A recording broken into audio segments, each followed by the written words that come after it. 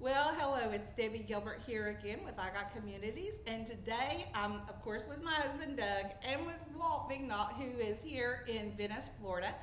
And he's traveled around the world, I understand, a few times, and so he's just going to share one of his stories on his travels. So, Walt, just tell us all about it. Okay, well, my name is Walt Vignault, and I've been playing bingo for about 6 or 9 months. And I've used to win about 3 or 4 times, and now I haven't won in 4 months. So my luck is losing out. Oh, you just liked I-24 today, Yeah. and it happened to be the very last number. Last number 24, and that was the last number. So that's about my luck here. Now, I was very fortunate. I did a project for IBM that nobody wanted, and it was modems. Now they call them routers or modems. And we were very successful. The division was, we sold 50% of them, and our division was supposed to sell 10% of them. So the manufacturing vice president in Raleigh sent the man down to Atlanta where I worked, and he said, gee, we'd like to do something for you. We're going to send you and your wife to the French Riviera, and we're going to give you a trip, and we're going to pay for it, and just spend about a week so you can just, our way of saying thank you for doing a good job. So we went there, and it was a wonderful area to look at. What they call the French Riviera is called the Côte d'Azur. That's the C-O-T-E, new word d'Azur, D''C-U-R, and that means the coast of blue, and the Mediterranean is quite blue.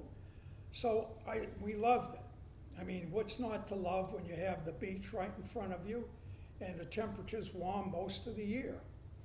So I talked to some people while I was there, and they said, gee, he has world experience. We'd like to have him work for us. So this got back to my people, and they offered me a job for 3 years, living in France, paid for by IBM. Now, I won't tell you, I will just say that I extended it to 4 years, and then I said, well, my daughter's in high school, and I have to spend another 6 months. And then I said, well, the class goes another 2 weeks. And they said, Walt, you've been here 4 years, 6 months and a couple of weeks. You have to get out of here. So that tells you I really liked it. Now, the first year we lived in France, and we toured all around Europe. That's my ex-wife's mission, was to see every country and spend as much time traveling as we could. Now, IBM did, after a year, the second year, you were able to get a free trip home for you and your family, and I had 3 kids with me. And it was business class. Well, I went to a travel agent. We had a travel agent on site because of the 1,250 people employed on that site in Igot, 2 words, Igot, France. They had a 3-person travel agent there. And I found out that if I downgraded from business class to economy, I could go around the world free airlines. So that was the first thing. And I decided we'd go around the world for the same price. Why not? So you get online and you look around. We didn't have online there, so we had to do this manually. This was in 1984. So there's no one airline that goes around the world. But I found out that Air France, on my first trip around the world, Air France, coupled with a continental airline, would make a trip around the world. So I booked it for my family and three kids. And our first stop was in Dubai. That was to stop and rest and change. And then the next leg of the flight was in India. So we went to New Delhi, India. And that was quite a chore. I mean, that was quite an interesting spot, because I had a friend who worked with me in Igot, France, that said, Walt, you can go to Asia and you will see a lot of the same. You'll come anywhere in the States and you'll see a lot of the same. But if you go to India, it's very, very different. So we landed in India, and the one thing that the flights that go to India, Air France, they don't go every day. Not like the US where you get flights every day and many cities, multiple a day. So we had to stay there 3 days, which was a blessing. And one day we went by bus. We signed up to go to the Taj Mahal, which is in Agra, and that was about a 3-hour ride because we went through the towns. And along the way, everybody was selling something. They had little carts. They would sell just about anything. And you'd find oxen that were being used, saw an elephant that was being used. All kinds of animals were being used to haul stuff. And it was the most exciting trip I ever took in my life. And we went by bus, and they tried to keep the air conditioning on, but it was a losing battle because it was around 100 degrees. So we get to Agra, and that's the Taj Mahal is one beautiful building, and they have different color stones. And that was quite nice. And we had a mishap there because my daughter, who was so young at the time, fainted. And then we had to get her dehydrated so then we could go and do some more sightseeing. Now, on the way back, there was nobody on the streets. They sold the stuff in the morning and they went home at night, so the trip was very fast. And then we went to the Red Fort, which was quite exciting. It's a fort that's made out of red clay, it looks like. And then they told us that you ought to go to the Chimichong Street. And this is probably as wide as the Champs-Élysées, which is over 100 feet wide. And this was packed in the most densely populated street I've ever seen or will see in my life. There were people everywhere. They were selling everything. There was one person giving haircuts. We had another one that was cutting nails. Now, my little daughter, who was about 7 or 8 at the time, had big blue eyes. So, as you know, if you've been to India or talked to a lot of Indian people, they don't have blue eyes. So she had, everywhere she went, she had about 7 or 8 little Indian kids following her to look at her eyes. So she got to the point where she didn't want to leave the hotel because everywhere she went, people would just follow and look at her. But that was quite interesting. And but we really liked it. And India was what my friend Anoop Desai pointed out. It was very different, very exciting, and a lot of people. Now, the next stop we went was to Thailand, and we went to Bangkok. And Bangkok is a very interesting city because they have markets that are on, they call it the floating markets.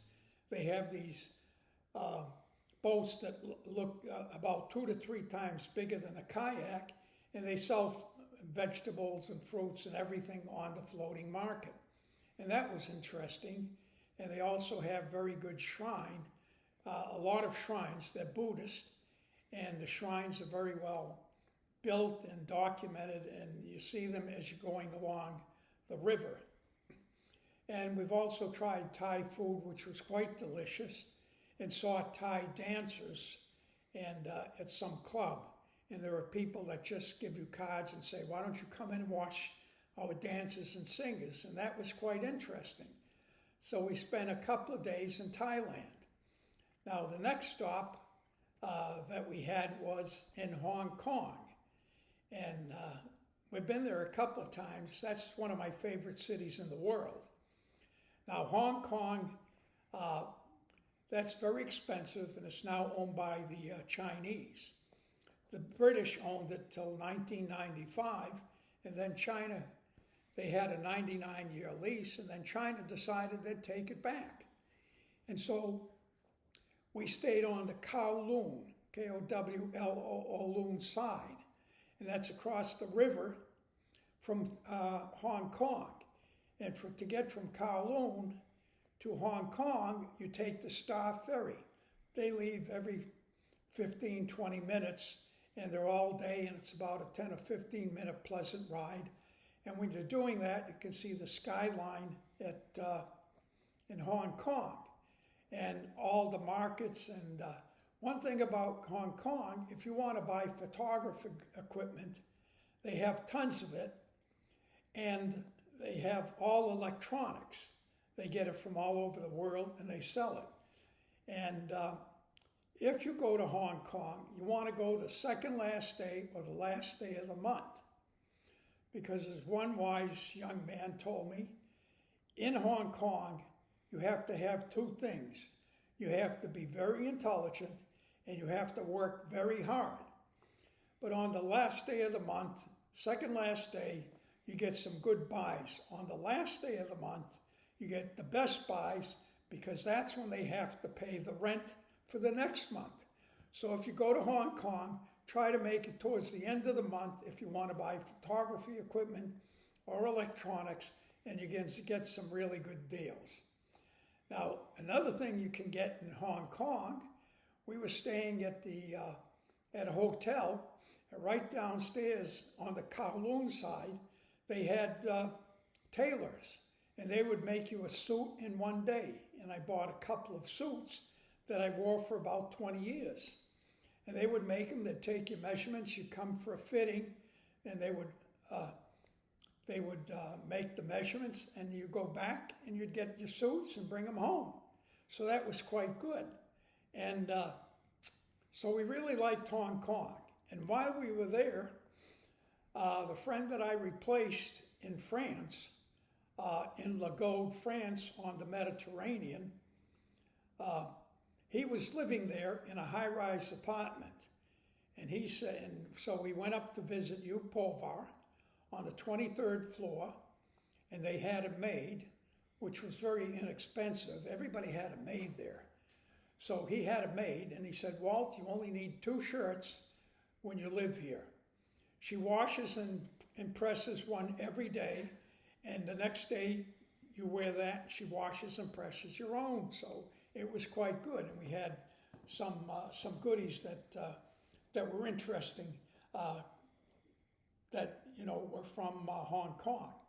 So Hong Kong was very interesting, and I loved that very much. And we went back the following year.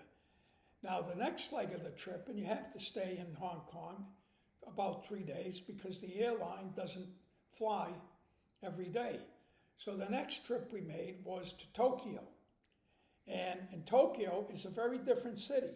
Now in Hong Kong, the street signs are vertical. They go across the street, or they're parallel to the ground. But in Hong Kong, they go vertical, or vice versa. But they go vertical, so they have a list of stuff. Now Hong Kong's easy to order food because they have a picture of what's on the menu. So you can go in and you can get whatever plate you want. And it was very reasonable in the little shops that they have around there. And we went to the Imperial Palace. That was one of the things we did.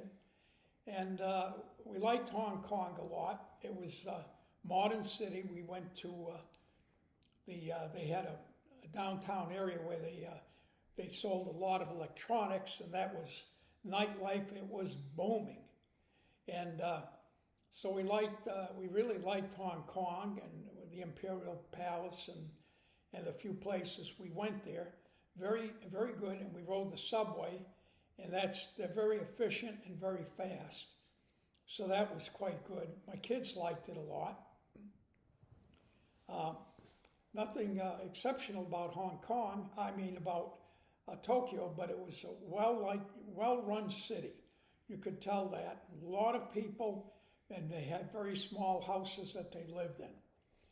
And from there, the trip to come home, we went to Honolulu because it's a long ride from Tokyo to the U.S.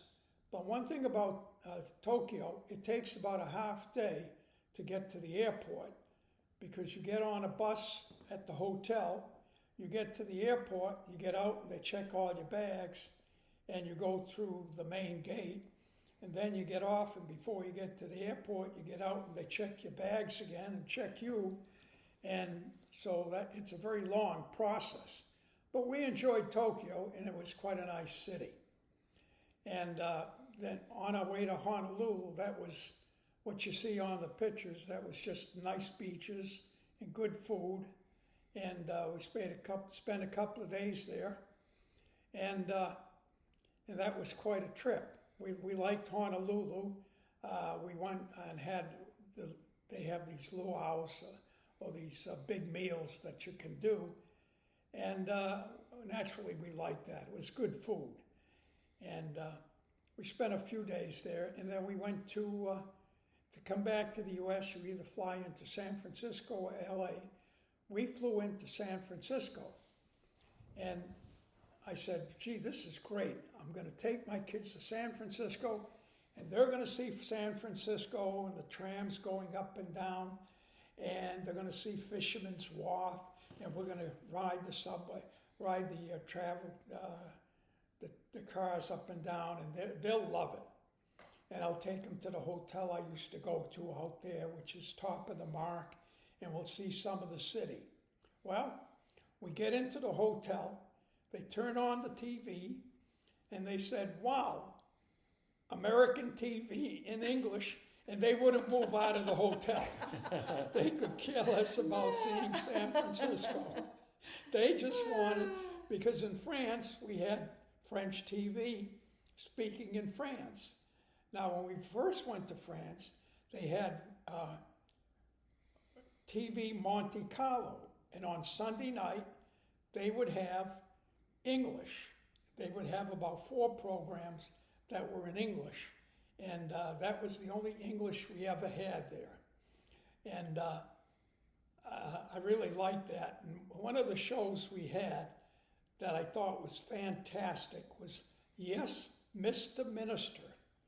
And they had that on PBS once or twice, but it was this basically this prime minister, and he had these government officials that worked for him, and he would come up with all these great ideas to improve things for people, and they would find some reason that it shouldn't be done because it would affect the people running the government. So it was very interesting and very true today. So if you can get Yes, Mr. Minister on your PBS, that would be very interesting to watch. But anyway, we were in San Francisco, and then we flew into Atlanta, Marietta, Georgia. And within the next few days, we meet all the people that we knew before we went there. Now, this is about a year and a half since we had seen them. And I'll tell you, one thing you realize about the people when you leave and come back to the same community, you talk about the same things. It was like, we were talking about this stuff today. We went here and did all this stuff, and we come back and they're talking about the same things and the same stuff. So we didn't lose anything. There was nothing lost by being away for a year and a half. Okay? That's like watching a soap opera. Like watching a soap opera.